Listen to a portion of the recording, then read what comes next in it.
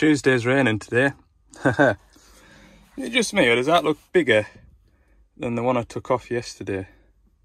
Or is it just because it's clean and it's not straight off the machine? Only one way to go and find out, isn't there? So yeah, I'll go back to my 350 shovel and hope that the elbow's leaking and not the pump. It could go one of two ways in the next hour.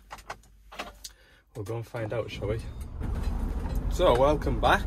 If you haven't seen these videos before, it's sort of, I try and do like a day in the life of a plant mechanic. I'm up north in Cumbria. I look after all the Devellon machines in Cumbria and the borders generally. Sometimes I get out of that area. Work for Gordon's Construction Equipment, and we are the only Devellon dealer now in the whole of Scotland and my little piece of England, which is Cumbria. So let's go and have a look at this DL 350 loading shovel. You never know, it might dry out by the time I get there. It wasn't just my eyes when I looked at this, when I got it out of the bag. It is physically bigger. It's got the right threads on, which is good. They're the same. I'm just a bit, I mean, this is wider than this, which I'm a bit concerned about though, because will this half moon clamp fit over it? Yes, it will. So there shouldn't be any issue. So that should be a stronger version of that. Good.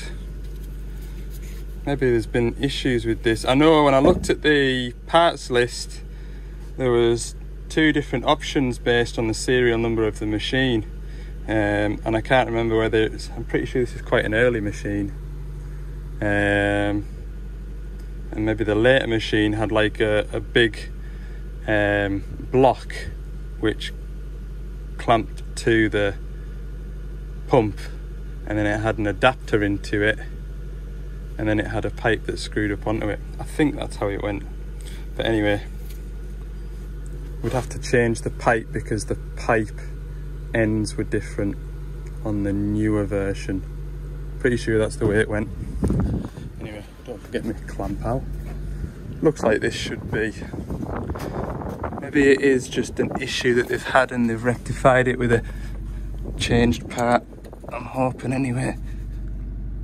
Something like that. Get this on. Right, I'll whiz this on. I'm dying to see if this is going to cure it. Right, it's running.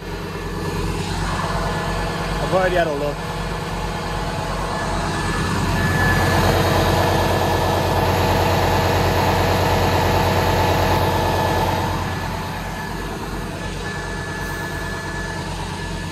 Good news. I needed some. Right, I'll put the covers back on it. Right. Turn this off. 6796. Let's just remember that. That's how many hours is on it. Put that onto my job card here. Tell you what I'm gonna do. I'll go down to the cabin now, tell them that the pump's cracked and they need a new one, and just wind them up a bit. What did I say? 6796. 6796. Done. Save. Play a little trick on them. Right. That's gone well. I'm gonna go up to Dumfries Yard, PDI that 27. Get that job out from under my feet. That'll be the rest of the day-ish.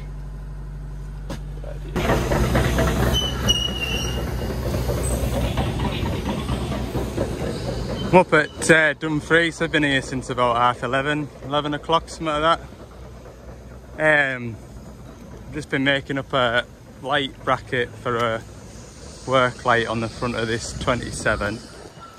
just been down to the workshop to get some welding wire. I'll feed my wire in for me green beacon. So just working over here, look. So if you haven't seen in previous videos, a lot of new machines these days need a green beacon, and that's basically so when it's on a site, the site manager or whoever knows that the operator is wearing his seatbelt. So we need to run a wire from outside down this pillar, out, pick up off here, which is a 12-volt ignition feed, and change that seatbelt clicker for a different type, and yeah, it's not easy. Okay, we're done in the cab, it's all back together. Just gonna mount the ow! Damn it! Just gonna mount the beacon pole, which I usually mount off this light bracket. There's my wire. That'll follow the same path as that light plug there. Get that done, and then level check. I haven't tried the hitch yet, but I have a feeling the hitch won't be right. So yeah, we'll go through it all one step by step. I'll get this stupid beacon done. There we go. Beacon's doing its thing. Right, what's that going to be, an 8mm? I'm going to say it's going to be an 8mm. I was correct, 8mm. Check the levels, then what? Well, I've got some quick couplers to go on the end of the boom. Do that, bleed the lock valves up. Yeah, there's oil in there. It's a funny old day. It's not really stopped raining, but it's not raining enough to put waterproofs on. But then by the end of the day, you'll be really soaked. You'll be damp, moist. Check this other side.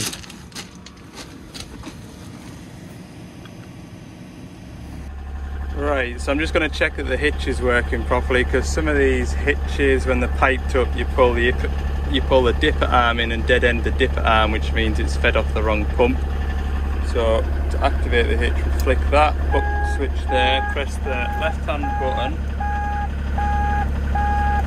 There we go. And then curl the bucket in. And it's working correctly. So there's one less job to do. Come on, there we go. So I'll put some quick couplers on the end of the dipper, and then I'll bleed the lock valves. I think if that's been done and there's a hitch on it, I've got half a feeling it's semi-PDI'd, if you know what I mean. So anyway, I'll turn the machine back around. And finally, I fitted that light bar. Now I don't do fabrication, but when I do, it's simple yet effective, okay? So I've had to make a bracket to go from that mounting bolt across to that mounting bolt. I didn't use oversized holes. I was using M12 bolts and it fitted perfectly. I absolutely amazed myself, because normally what I do is I do that, measure it all up, get it all painted, go to fit it, and then I have to like get a drill bit and wobble it about just to get that extra little bit of slack. But I'm very pleased that I've made that just to fit perfectly. Anyway, I've not made much of a video of this PDI ever, mainly because the weather's rubbish, and the other reason is I just want to get on and get it done so I can get some more jobs knocked off my list of to-do list. So what time are we on now? Yeah, 10 to 4, so that's that finished. It has been PDI, because when I'm looking over it, it's had grease, it's had levels checked. I thought those bungs had the paint taken off them. You can normally tell if you ever get a machine right and you're not sure it's been looked over properly, go to the final drives, just see if the paint's been taken off. Because when I came to this side, I noticed the paint had been taken off. And I went and checked the other side, the paint had been taken off there.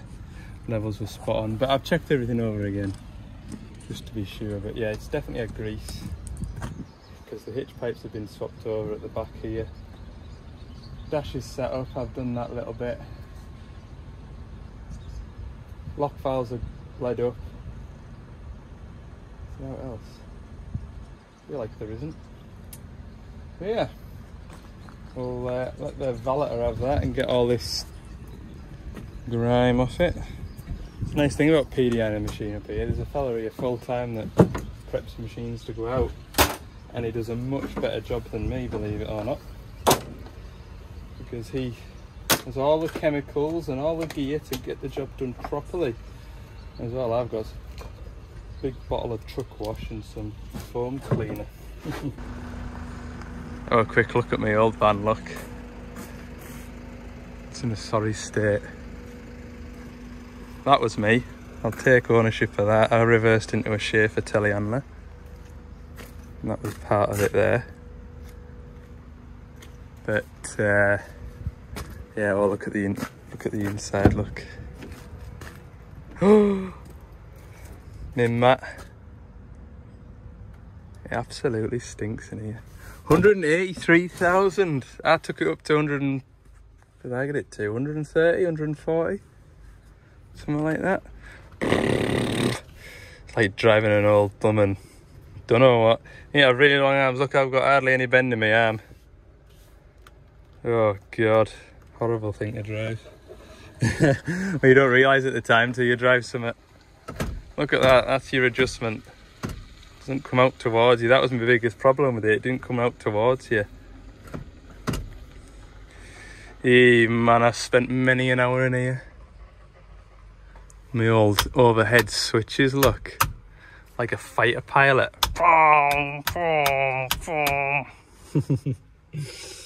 Anyway, this is its good side. Come around here and see its bad side. Apparently the door fell off, and I think that was done putting the door back on. Yeah, apparently it's leaving the company shortly. If anybody wants a piece of Ali's Digger diary history, it'll be for sale somewhere soon. Anyway, I'm heading home.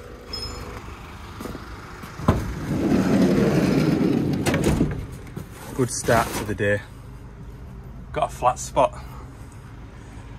I went out to my van this morning to go to work and had a tyre to change. Great job. Okay, after that minor delay this morning, I've come to this 140 with the knackered turbo there. For those of you that missed the previous video, what was when did that video go live? I had a nightmare, didn't I? Sunday's video. Machine was lacking power, and occasionally it was putting a inlet air pressure fault on the dash. So I took that pipe off there, checked the air filter was clear, took that pipe off there, turbo wasn't going round, took this pipe off. There's oil in here, there's oil in here, oil in here, and therefore there must be oil in the inlet manifold as well. So today's job is to spray all these nuts up with WD-40, let all that soak in. Ideally we can remove the turbo today. I want to get all these pipes off and cleaned out. I'm going to take the intercooler off, take that back to the workshop, wash that out. That gives it plenty of time to dry out. We're not expecting the new turbo till next week. That's because we put it on a stock order rather than an urgent order. That's just what the customer wanted. It's a bit cheaper that way. So yeah, so I thought I'll come up here, get it all stripped out, then it's less of a big job to do next week when I've got a swing gearbox that's also on a stock order. Got that to do as well, because both items will probably turn up on the same day. So if I can come in here and just fit a turbo and an intercooler after cleaning everything out, then that's only like 2 or 3 hours. and then the swing gearbox, that'll only be 2 or 3 hours. There's a day's work. Just trying to get ahead of myself while I can. So I've got the pipes off from the turbo to the, now Perkins don't call that an EGR outfit, they call it NRS, NOx reduction system, but it's an EGR.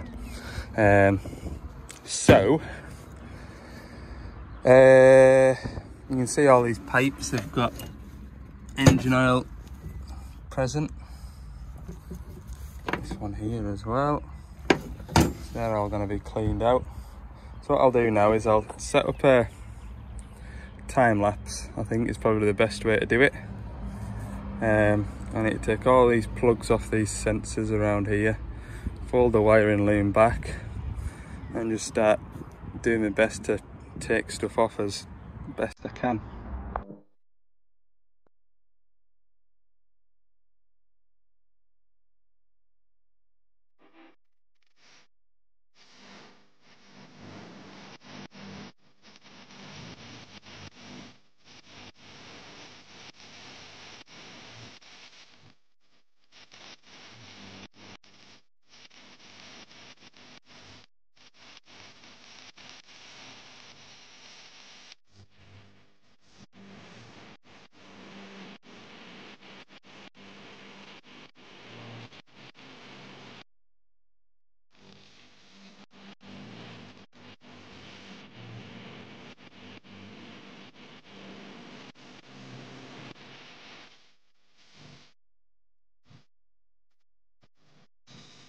Hey man, I literally made 2 phone calls yesterday.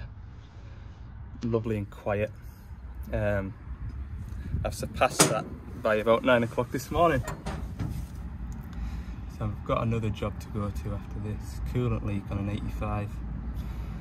Where am I up to? Fairly flying. I realise now why my parts man couldn't get inlet manifold gasket. Goes to show you how many times I've had these apart. The inlet's all part of the cylinder head, look. So that is I'm not sure how I'm gonna evacuate the oil. We'll see how much is in there, but there's a decent bit on this side. Whether or not it'll matter, you don't want to find out though, do you? Anyway, I've got this EGR pipe, flexi pipe here, to take off from underneath. Wondered why it didn't just pop off. Thought, oh, I've left a cable tie on, but no, it's a bit more than a cable tie, look. So I'll work on that. I think that'll be an 8mm, 2 8mm. What is it? No, they're from here, look. Oh, that's well thought of. Take them 2 bolts out and it should just come up. Just need an 8mm. So this is the inlet. As you can see, there's loads of carbon in there, but thankfully I can't see any oil, which is good. Yeah, there's plenty of carbon, look, on that sensor. It's just ridiculous, isn't it? That's EGR for you, exhaust gas recirculation.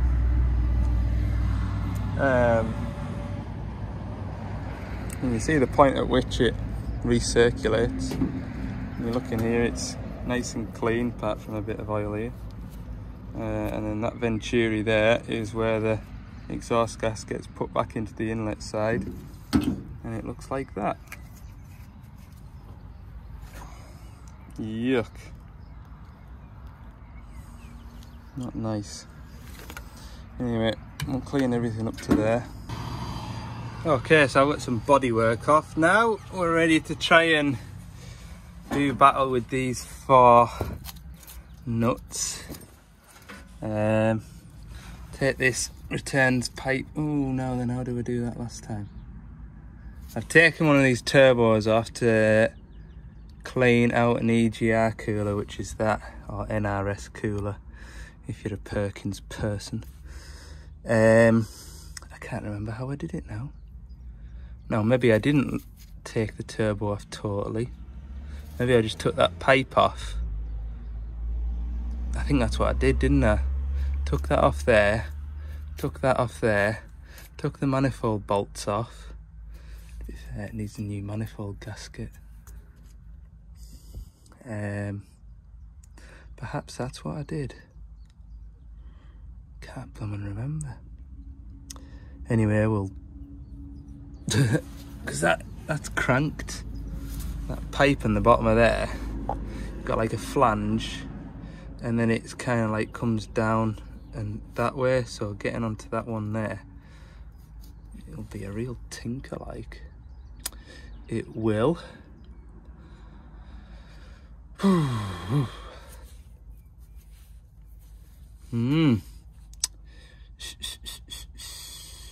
you think them bolts gonna come off or not? What do you think, those nuts? No point looking at it, is there? We better get on.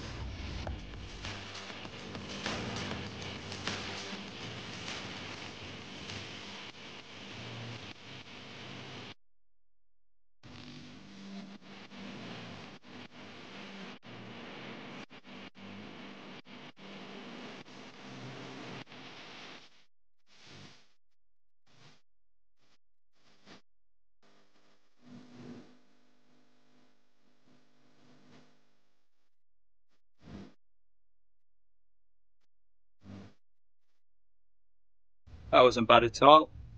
On closer inspection, there's a rubber pipe between the block and the turbo, so obviously I just took the snap spring off and it slid out.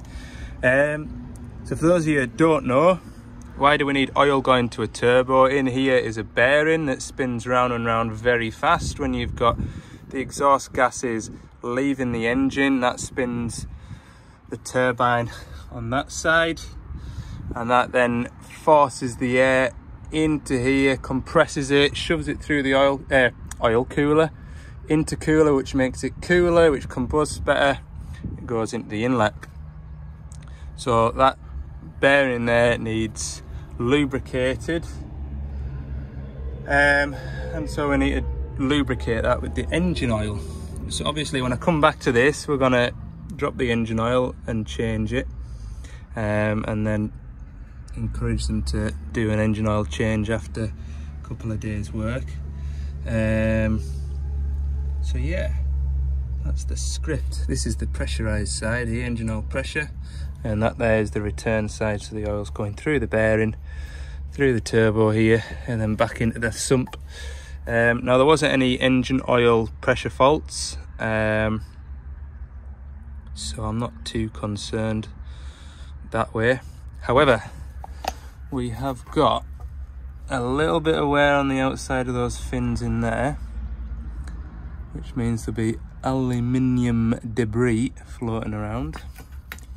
And then on this side, I think there's a whole bloody, yeah, there's a whole fin missing in there. There, can you see it? No, that's not too bad. That's just whatever is on that side is just going to get through and out the tailpipe. On a dark night, you might have seen a little bit of flare, solar flare. But on this side, any debris from that turbine is going to come out of here into that intercooler. Now the intercooler will probably collect it and not let it go into there. The plan with the intercooler is to take it back to the yard and wash it out and let it dry, like I said before. I've got a price for an intercooler. I'm going to speak to the customer now and give him the option. Obviously best advice and practice would be to put an intercooler on it, a new one. It'd be at his risk if we just wash it out and put it all back together. That is his risk, and he has been made aware of the fact. That's what I'm going to do now. Right, I had a conversation with the customer. We're going to take the intercooler off, wash it out. Here's what it is. What else wrong with it? I said exhaust gasket could do with being replaced, so we're going to get that done too. Now, I'm just going to tell you something, right? So I'm here in my Develon service van. Just up the road there, there's a dumper with its bonnet or cab up. There's a Volvo service van there, And then, I don't know whether you'll be able to see, you might be able to. If you look through the trees, there's that big crane there, that yellow thing. That's a massive Liebherr crane. There's 2 Liebherr service vans at that when I went past. One was sat on the seat with this massive folder flicking through the pages. So there was a Liebherr van at that. 1 Liebherr van at it yesterday, there's 2 Liebherr vans at it today. Everything breaks down. I mean, you'd probably class Liebherr as a premium product, as you would probably Volvo as well, wouldn't you? But yeah, if it's got moving parts and a man on the seat, it's going to break down, isn't it? That's a fact. Any road, we'll get all this tidied up, and I've got to go and have a look at a coolant leak on a DX85 next. Okay, this DX85, I've had a right good rummage over it. I've used my pressure testing kit for the first time. I got that back in, I think that before Christmas anyway, and then I've never had to get it out, so it's nice to make use of it. In fact, I think my dad got us that for Christmas. Anyway, coolant leak, it does have a coolant leak, and the coolant leak is down in the back of here. Hang on, if I turn you off and turn you back on, the torch should come on. Down here.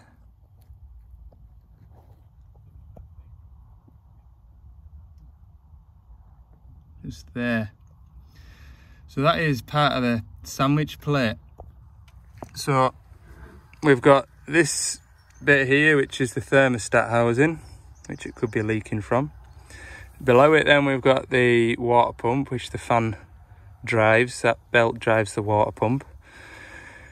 Now I've put my phone down here, and with it pressurized, I've been looking at where it's running from, and unfortunately, this is the really bad news, it's coming out between this sandwich plate, so this bit of plate here, and the engine block, it looks like it's coming out of, which is really annoying, because that isn't just a 5-minute job.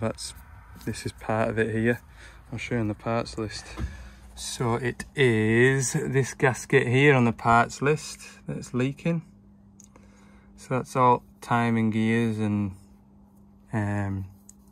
flywheel pulley. All of it's to come off, to get that off, to replace the gasket. Not that I've got one with me obviously, but not one of those 2 or 3 hour jobs of replacing a water pump gasket. Damn.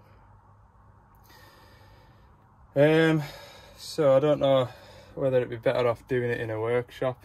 I mean, the machine's still usable at the minute. Just put it onto a low loader and get it to a workshop. And another thing as well is, obviously I'm off away on holiday soon, so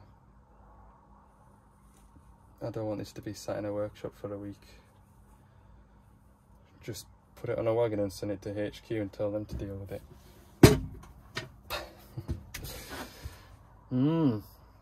Yeah, so anyway, I'll price up the gasket in a day's labour and see what the fella wants to do. Right, I've been doing a bit of admin. It's 3:30 now. I'm back at the yard. Machine's had a wash off. De-stickered. I'm gonna put this hitch on. It's heavier than it looks, that. I know that because I put that in that bucket. Oh, there's the phone ringing again. Oh, it's our new starter. Hello, Sean. There we go, my new mate. Yeah, I've mentioned him before, probably more in some earlier videos. I used to go on training courses. There was a lad, called him Balgownie Sean, lovely fella. Anyway, long story short, he went away from Doosands to chase the Fent dream, and then obviously our territory expanded up into his area, and the draw of the Doosands was too much, and he's back on for us. Well, he's back on for Doosan, Devellon. So yeah, he is our man in Aberdeen. And then with another lad, he started at the beginning of this week. He'll be based in Inverness, so I'll have two lads permanently up in that neck of the woods. From what I gather, they're working just like me, remotely.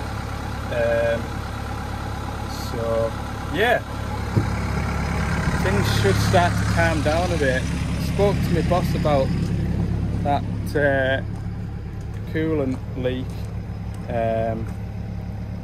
Basically, he's going to get someone to go and bang a set of pumps in that 210, which is a job off my list of jobs to do, and go from there basically, because there's a lot to get done before I go away. Alright, 4:15, hitch is on, piped up. Just need to test it, and then I'll put all covers back on it. Although I maybe should, yeah, I'll put all the covers back on it. I'll wash the covers with the machine because there's a few bits that have been missed, but that's not difficult to do when the machine was as bad as it was. Now we'll just curl it in. This has got a hitch control box, which is really good because it's just one less thing to go wrong usually, and it's easy to operate. So you turn it on, press the unlock, curl the bucket in, lock it back on. Dead easy. No flicking switches and pressing two buttons at the same time. Yes, right, I'm in the right position then to put the cover on around the bottom of the cab. If I park it about there, turn the boom offset that way, should be able to get around all the bolts with a little whiz gun. Alright, 10 to 5, hitch is on, covers are all back on. I'll put the buckets on it, clean up this area where all the muck's dropped off it, move that box, and I'll get the machine ready to put some tracks on it.